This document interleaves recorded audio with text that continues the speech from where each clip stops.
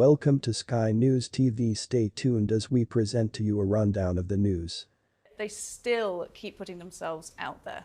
Well, firstly, the idea of the silent Sussexes, it's an interesting concept, but I certainly don't entertain much hope that we are going to get it because there are several issues involved here.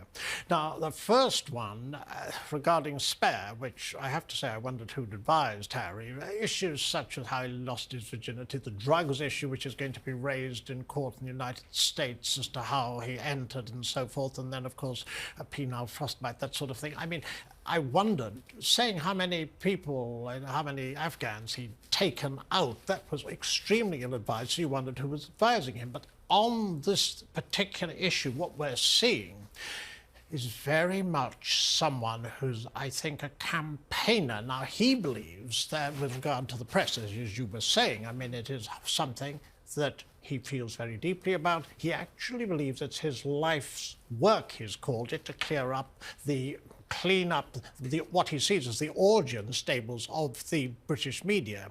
There are several court cases, no less than 5, 3 of them against media groups, either about to start or having started. And what we've seen is, I think, a very, very bitter Harry. But on the other hand, don't forget the contract with Random House, because here's another danger. If the royal family for 1 second think that Sussexes are necessarily placated because they haven't received the apology they hoped for, it was a 4-book deal, we've been told, with Random House. Meghan could write her memoirs, Harry could have a book out of the 800 pages. We only had 400 in spare, and he could write about his childhood. So we've a lot to play for, so to speak, so far as the Sussexes in the international arena are concerned.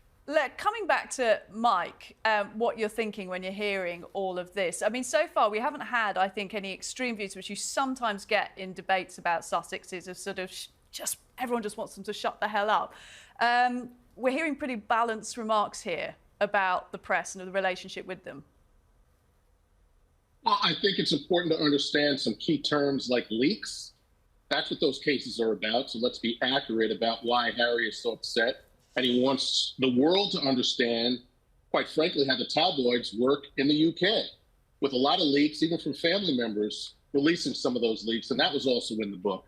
The comments that recently came out about having a different view and saying we're done with it was really about attacks that dealt with race, children, and various crisis issues that were tied to the Sussex. Not everything. So let's not throw the baby in with the bathwater and say that they're not going to speak at all and they're never going to come out of the house. Of course, that's not what we're talking about. And yes, there are different kinds of books that can be written. And they can also produce things for Netflix and not only be the stars of it in defending. But I would say this.